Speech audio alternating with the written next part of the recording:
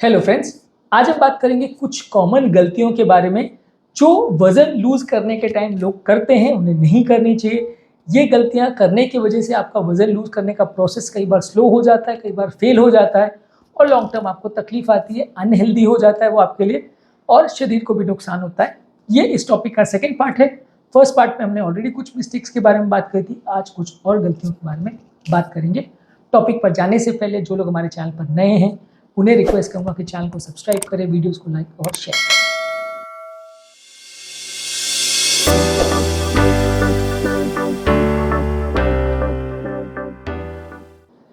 अगला common mistake जो लोग करते हैं वो ये है कि फाइबर बहुत ज़्यादा नहीं खाते। यदि फाइबर को सही मात्रा में खाया जाए तो पेट में जाकर ये सोल्यूबल फाइबर एक जेल बना देता है जो आपके पेट के कॉन्स्टिपेशन को भी कम करता है, कोलेस्ट्रॉल एब्जॉर्प्शन को भी कम करता है, हार्मोनल लेवल पर भी बेटर रिजल्ट्स देता है आपको और पेट को भी भरा हुआ महसूस कराता है, जिसकी वजह से आपको और कुछ खाने की ज़रूरत नहीं पड़ती है। और ये फाइबर जो है बहुत ज़्यादा आपके पेट में कैलोरी नहीं देते हैं। मतलब ये फाइबर को आप ज़्यादा अगर खाते हो, साग सब्जियों में जो सॉल्युबल फाइबर्स होते हैं, तो ये आपके वजन को नहीं बढ़ाते क्योंकि इनमें बहुत कैलोरी नहीं होती और पेट को भरा हुआ एहसास कराते हैं, जिसकी वजह से आप बहुत ज़्यादा खाना नहीं खाते हो तो वजन कम करने में मदद मिलता है। इसके अलावा अगला कॉमन मिस्टेक जो लोग करते हैं कि कई बार लोग कीटो बेस्ड डाइट पर जाते हैं जिसमें वो बहुत ज़्यादा फैट खाते हैं और लो कार्बोहाइड्रेट डाइट को मेंटेन करते हैं। ये बेसिकली कीटो डाइट का कॉन्सेप्ट है। इसमें बेसिकली होता यह है कि बहुत ज़्यादा फैट खाने से जब बॉडी कीटोसिस में चली जाती है और फैट को बर्न करने लगती है वजन कम करने के लिए, तो ये फैट जो है आपकी भूख को मार देते हैं और एपेटाइट आपकी सप्रेस हो जाती है और कार्बोहाइड्रेट आप नहीं खाते हो,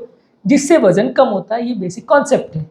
लेकिन प्रॉब्लम कहाँ आती है कि कई बार प्रॉपर कीटोसिस नहीं हो पाता है तो गलती हो जाती है।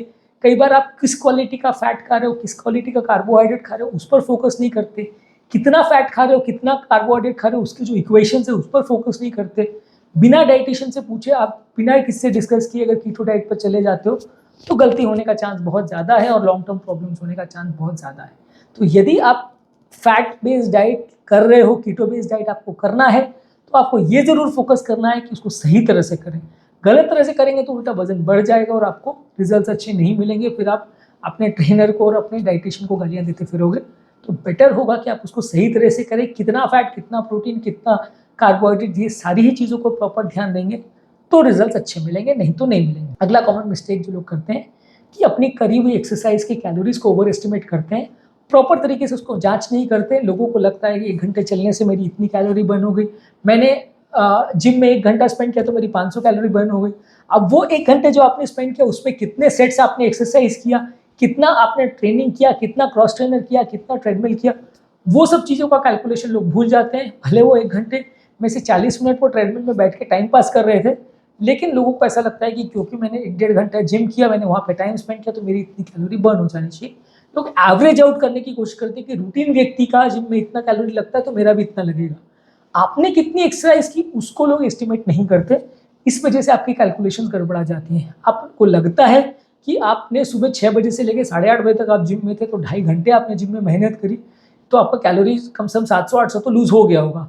जबकि पता चलता है कि आप 2.5 घंटे जो आपने जिम में स्पेंड किया उसमें 1.5-पौने 2 घंटे तो आप सिर्फ टाइम पास कर रहे थे, दोस्त से गपशप कर रहे थे या ट्रेडमिल पर बैठे थे या प्रोटीन शेक्स आप पी रहे थे जो कि आपकी कैलोरी घटाने के बदले उल्टा बढ़ा रहा था।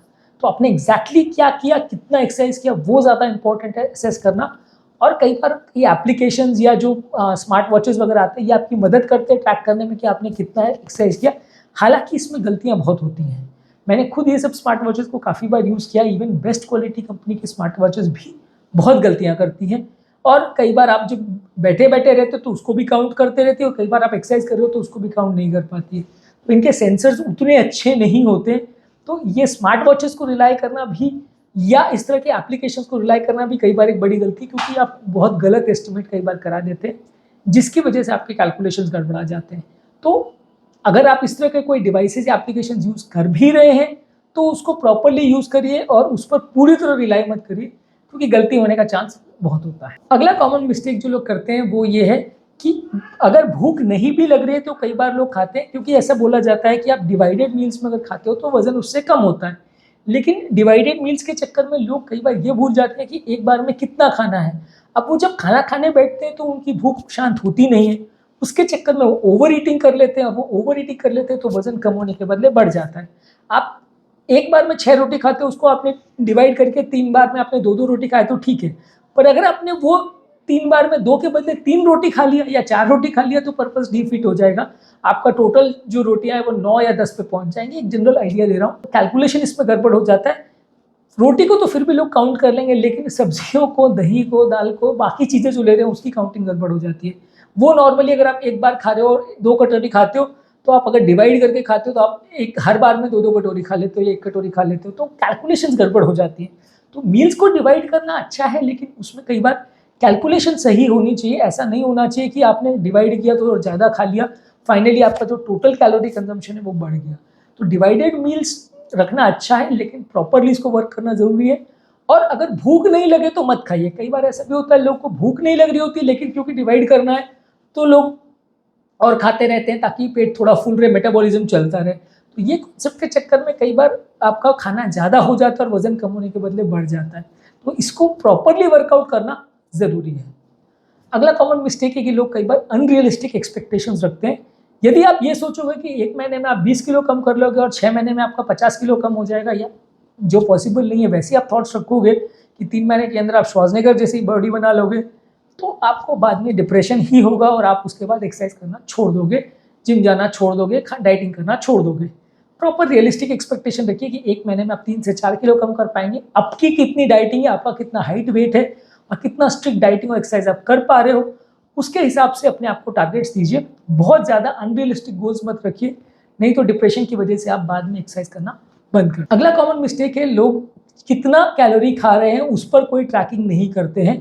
काफ़ी स्टडीज़ ने ऐसा शो किया है कि लोग भूल जाते हैं कि दिन भर में उन्होंने कितना खाया, मॉर्निंग नाश्ते में क्या खाया, वो कितनी कैलोरी था, बीच में 1-2 बार स्नैक कर लिया, वो कितना कैलोरी था, लंच में कितना खाया, डिनर में कितने खाया, चाय कितने बार पी। यदि आप इसका प्रॉपर कैलकुलेशन रखते हैं तो काफ़ी चांसेस है कि आप कुछ एक्स्ट्रा कैलोरी को कट डाउन कर पाएंगे। यदि किसी एप्लीकेशन की मदद से या डायरी में एंट्री करके या किसी और तरीके से आप दिन भर के खाने को कैलकुलेट कर पाओगे, कितनी कैलोरी आप खा रहे हो, ट्रैक उसको कर पाओगे, तो ज़्यादा अच्छे रिजल्ट्स मिलेंगे। यदि आप नहीं करोगे तो आपको रिजल्ट्स अच्छे नहीं मिलेंगे और फिर आपका लॉन्ग टर्म जो कैलोरी कंजम्पशन है पूरे दिन का, वो गड़बड़ा जाएगा। इसके अलावा अगला कॉमन मिस्टेक जो लोग करते हैं कि शुगर कंटेनिंग जो पेय पदार्थ है उस पर फोकस नहीं करते। लोगों को लगता है कि फ्रूट जूस पी लिया तो वो हेल्दी है, उसमें थोड़ी कैलोरी होगा, या सॉफ्ट ड्रिंक पी लिया तो उसमें थोड़ी ज़्यादा कैलोरी होगा। लेकिन ये सारी चीज़ों में, इवन जो 100% फ्रूट जूस भी होता है उसमें भी कई बार शुगर या इस तरह का एडिटिव डाला जाता है, जो कि टेस्ट बढ़ाने के लिए डाला जाता है लेकिन बहुत अनहेल्दी होता है। कई बार इस तरह के ड्रिंक्स को टेस्ट को सप्रेस करने के लिए बहुत शुगर भी डाला जाता है, जो बहुत ज़्यादा अनहेल्दी हो जाता है। तो जितना ज़्यादा आप शुगर डालने की आदत डालोगे अपने ड्रिंक्स में, उतना दिक्कत होगी। और इस ड्रिंक्स को अगर आप इग्नोर करते हो और उसकी कैलोरी को काउंट नहीं करते हो तो बहुत बड़ा ब्लंडर हो जाता है, क्योंकि ये ड्रिंक्स में जितना आप एक्सपेक्ट कर रहे हो उससे कहीं ज़्यादा कैलोरी होती है। और दिन के एंड में वो आपको, जब आप 2-4 बार पी लेते हो, चाहे चाय है, चाहे जूस है, चाहे इस तरह की लस्सी वगैरह जैसे ड्रिंक्स हैं, दिन के एंड में वो आपकी कैलोरी कैलकुलेशंस को गड़बड़ा देती हैं और फिर उसको मैनेज करना मुश्किल पड़ता है। नेक्स्ट मोस्ट इंपॉर्टेंट चीज़ है कि फूड के लेबल्स को प्रॉपरली पढ़िए। कई बार क्या होता है कि कई चीज़ों में लिखा रहता है 100% फाइबर या होल ग्रेन या इस तरह की चीज़ें, आप जब देखते हो तो उसमें कैलकुलेट करते हो कि जो चीज़ को आप अवॉइड करना चाह रहे हो वही चीज़ उसमें भरी पड़ी है। यानी जैसे होल व्हीट का अगर आप ब्रेड लेते हो, आप कैलकुलेट करोगे, जब देखोगे उसका लेबल तो 60-70% उसमें मैदा होगा, जिसको आप कट डाउन करना चाह रहे थे वो एक्चुअल में ही आप ज़्यादा खा रहे हो। तो आप उसको हेल्दी सोच के और ज़्यादा खाते हो और फाइनली वो फ़ायदा करने के बदले नुकसान करता है।